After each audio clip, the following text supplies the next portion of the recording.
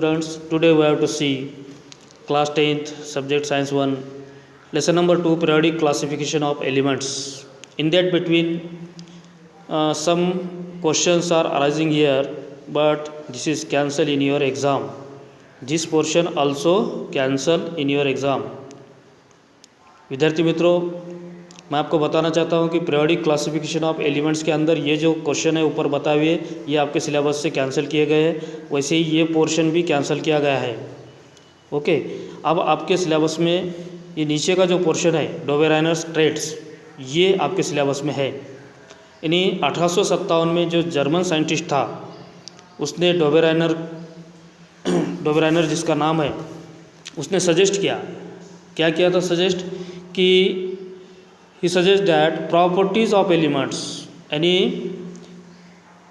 जो उस मूलद्रव्य के गुणधर्म है उसका relation are related to their atomic mass, यानी वस्तुमान की और वस्तुमान से उसका रिलेशन है कि जो भी मूलद्रव्य है, यानी पहला मूलद्रव्य, दूसरा मूलद्रव्य और तीसरा मूलद्रव्य, इनमें अगर इनका एटॉमिक मास अगर देखें तो बीच का जो मूलद्रव्य होगा उसका एटॉमिक मास पहले और तीसरे मूलद्रव्य के एवरेज के बराबर होगा। ये यहाँ पर किसने बताया?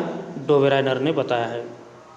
और उसने कुछ ग्रुप बनाए, तीन तीन के ग्रुप बनाए उस एलिमेंट्स के, each having similar chemical properties and called them triads, यानी जिसका रासायनिक गुणधर्म एक जैसा है, पहला मूलद्रव्य और तीसरा मूलद्रव्य दोनों का रासायनिक गुणधर्म एक जैसा है।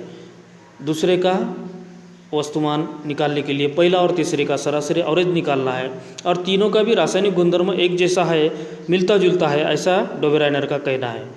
ओके, उसके बाद इसने बताया you know that in the initial classification elements were classified into group, जैसा कहा गया है कि मेटल एंड नॉन मेटल्स, जैसा हम मेटल और नॉन मेटल के बारे में सोचते हैं वैसे ही यहाँ अगर देखा तो he arrange the three elements in a triad in an increasing order of atomic mass and showed that the atomic mass of the middle elements was approximately equal to the mean of the atomic masses of the other two elements. However, all the known elements could not be classified into Dobereiner's triad. मतलब कि डोबेराइनर्स के trade के अंदर आप अगर देखोगे तो आपको ये पता चलेगा कि पहले और तीसरे मूलद्रव्य की अणुवस्तु मानांक की अगर बेरीज करके उसको 2 से डिवाइड करें तो बीच का जो मूलद्रव्य है उसका अणुवस्तु मानांक निकलता। लेकिन ये ट्रिक जो है, ये ट्रेड जो उसने मंडे है, ये 100% प्योर नहीं है, हर जगह वो लागू नहीं हुई है। उसने जो ट्रेड्स बनाया, पहला ट्रेड से देखो लिथियम, सोडियम और पोटेशियम का, यहाँ पर है ये लिथियम, सोडियम और पोटेशियम। तो क्या किया उसने, लिथियम और पोटेशियम की जो एटॉमिक मास है उनका एडिशन किया, 6.9 and 39.1 divided by 2, we get sodium atomic mass that is 23.0। Okay, second जो ट्रेड है वो है कैल्शियम, स्ट्रांशियम, बेरियम। तो कैल्शियम और बेरियम का उसने क्या किया, एडिशन किया, ये 40.1 और 137.3/2। तो स्ट्रांशियम यानी बीच का जो है उसका आपको क्या मिला, एटॉमिक मास। वैसे ही तीसरा जो गट उसने बनाया क्लोरीन, ब्रोमीन और आयोडीन, ये जो है इसका भी वैसे ही किया, 35.5 126.9, इनकी दोनों के एडिशन किए, 2 से डिवाइड किया, 2 से डिवाइड किया तो ब्रोमीन यानी बीच का जो है उसका एटॉमिक मास आपको मिला। अब ये यहाँ तक सिद्ध हो गया, लेकिन आगे वो सक्सेस नहीं रहा, इसलिए डोबेराइनर की सभी तरीके, सभी ट्रेड्स ये सेम नहीं है, ऐसा सिद्ध हो जाता है। डोबेराइनर ने और भी यहाँ पर ट्रेड्स दिए हुए हैं। डोबेराइनर ने जो नीचे ट्रेड्स दिए हुए हैं, देखो पहला ट्रेड मैग्नीशियम, कैल्शियम और स्ट्रांशियम, इन तीनों का दिया। तो आपको क्या करना है, इसको आप जांच करना है, मैग्नीशियम और स्ट्रांशियम दोनों का एडिशन करके डिवाइडेड बाय 2 करना है, जैसे कि 24.3 और प्लस 87.6 डिवाइडेड बाय 2 करना है। अगर उसका सरासरी एवरेज ये 40.1 आता है, कितना 40.1 आता है, तो वो ट्रेड्स ओरिजिनल है, that is original triads also. अगर समझो वो ट्रेड्स का ये अंक अगर 40.1 नहीं आता है तो इसका मतलब वो ट्रेड्स सत्य नहीं है, ऐसा आपको लिखना है, ठीक है। दूसरा उसने ट्रेड्स बनाया है सल्फर, सेरेनियम, टेलियम, ये तीनों में भी वैसे ही करना है आपको। क्या करना है, ये पहले की और तीसरे की एडिशन करना है और डिवाइडेड बाय 2 करना है, आपको ये सेरेनियम का क्या मिलेगा, एटॉमिक मास मिलेगा। अगर ये एटॉमिक मास एग्जैक्टली नहीं आता है तो वो ट्रेड्स ट्रू नहीं है। वैसे ही तीसरा जो बनाया उसने डोबराइनर ने, वो बेरियम, मैग्नीशियम और कैल्शियम है, तो बेरियम और कैल्शियम का एडिशन करना है और डिवाइडेड बाय 2 करना है, तो आपको मैग्नीशियम का क्या मिलेगा, एटॉमिक मास मिलेगा।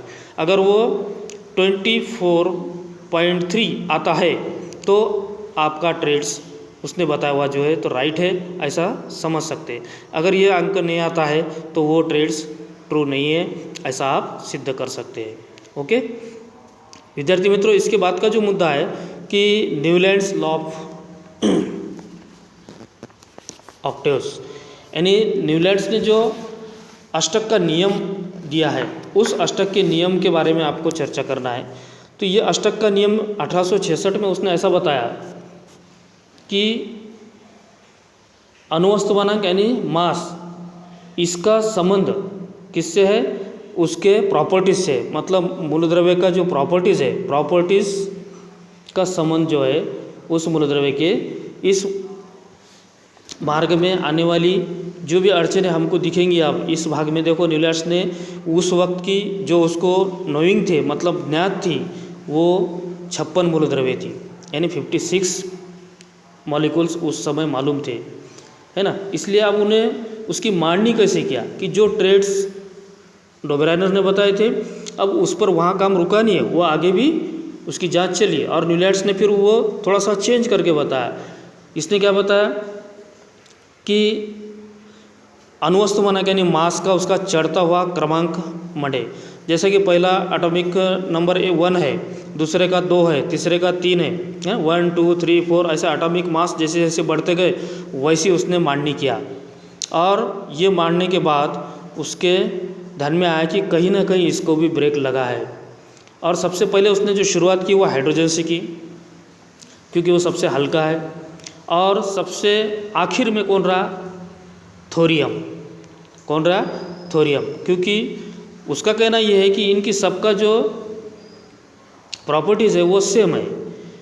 अब उसको क्या दिखा कि पहला और 8वां मूलद्रव्य, मतलब ब्लॉक के अंदर आने वाला पहला मूलद्रव्य, पहला मॉलिक्यूल और 8वां मॉलिक्यूल, ये दोनों का गुणधर्म यानी प्रॉपर्टीज़ सेम है, ऐसा इसने बताया। ऐसे उसने गठ बनाया। फिर दूसरा जो गठ बनाया उसने क्या है, सोडियम और लिथियम, यानी सोडियम पहला पकड़े तो दूसरा कौन सा है, लिथियम है। सोडियम और लिथियम ये दोनों का गुणधर्म सेम है, ऐसा उसने बताया, ठीक है, क्योंकि सोडियम पहला है तो 8वां मूलद्रव्य लिथियम है, इन दोनों का गुणधर्म यानी प्रॉपर्टीज सेम है, ऐसा बताया। उसके बाद मैग्नीशियम और बेरिलियम लिया उसने, तो मैग्नीशियम का और बेरिलियम का प्रॉपर्टीज सेम है, ऐसा उसका कहना है। किसका, न्यूलैंड्स का, कि दोनों में एक साधर्म्य है, मतलब कि दोनों के गुणधर्म सेम है। उसके बाद क्लोरीन और फ्लोरीन लिया उसने, दोनों में भी सिमिलैरिटी है, ये बताया। ये सिमिलर है ये बताकर उसने कुछ ऐसे गठ बनाने के बाद आखिर में उसमें भी ऐसा लगा कि ये अब अष्टक का नियम तैयार हो चुका है ना। उसने ये पूरी म्यूज़िक के जो सप्तसुर रहते उसके साथ इसकी क्या किया, कंपैरिजन किया, और 8वां और पहला मूलद्रव्य सेम है प्रॉपर्टीज़ के बारे में। ये उसने नियम, अष्टक का नियम जिसको बोलेंगे ऑक्टेव्स लॉ ऑफ ऑक्टेव्स, उसने मांडा है। तो विद्यार्थी मित्रों, ये जो राइट साइड में दिख रहा है ये आपके सिलेबस में नहीं है, ये पोर्शन जो है आपका माइनस हो चुका है, ये भी पोर्शन आपका माइनस हो चुका है। ओके, कौन सा, ये पोर्शन और ये पोर्शन आपका माइनस हो चुका है। अब न्यूलैंड्स ने जो बताया इस ऑक्टेव के अंदर कि इसमें भी उसको कुछ कुछ यानी त्रुटि मिल गए। फाउंड इन न्यूलैंड्स ऑकर्स, क्या मिले? मेनी लिमिटेशंस, मतलब बहुत सारे त्रुटि उसके अंदर मिले। दिस लॉज वाज फाउंड, अब इसमें प्रॉपर्टीज़ जैसा कि कैल्शियम तक ही सिर्फ वो सिद्ध हो चुकी, कैल्शियम के बाद ये रूल उसका काम में नहीं आ रहा था। यानी पहले और 8वें मूलद्रव्य के गुणधर्म यानी प्रॉपर्टी सेम है, ये सिर्फ कैल्शियम तक चला, कैल्शियम के बाद कुछ भी नहीं चला। जब उसके पूरे रकाने भर गए, 56 उसने ब्लॉकेज बनाया, 56 ब्लॉकेज में उसने उसकी मांडनी करा, लेकिन फिर भी मूलद्रव्य नए उसमें मान नहीं रहे थे, इसलिए उसने एक एक ब्लॉक में दो दो डालना शुरू किया। एक कोबाल्ट और निकेल को एक ब्लॉक में डाला, सेरियम और लैंथियम इसको एक ब्लॉक में डाला, ऐसे उसने एक एक ब्लॉक में दो दो डाला। उसके बाद ऑक्सीजन और सल्फ़र को एक में डाला, ऑक्सीजन और सल्फ़र को, और सबको एक एक नाम दिया सबको। फिर उसके बाद आयरन से बहुत दूर उसने ऑक्सीजन और सल्फ़र को डाला और उसको नाम दिया टी। क्या नाम दिया? टी। यानी सप्तसुर में रहता ना, उसका नाम टी डाला उसने। अब जो भी संशोधन हुआ, उस संशोधन के माध्यम से उसने जितनी भी यहाँ मूलद्रव्य बताए उसको समा के लेने की उसने कोशिश की, लेकिन उसमें ये नहीं बैठ सके। इसलिए आगे चलकर न्यूलैंड्स का जो नियम है वो नियम यहाँ पर सिद्ध नहीं हो पाया, मतलब उसके नियम में ये मॉलिक्यूल्स नहीं बैठ रहे थे, ये यहाँ पर सिद्ध हुआ। विद्यार्थी मित्रों, आज के पोर्शन में यहाँ तक आपको समझ चुका होगा। अगर इसमें कोई दिक्कत है तो आप मुझे पूछ सकते हो। धन्यवाद।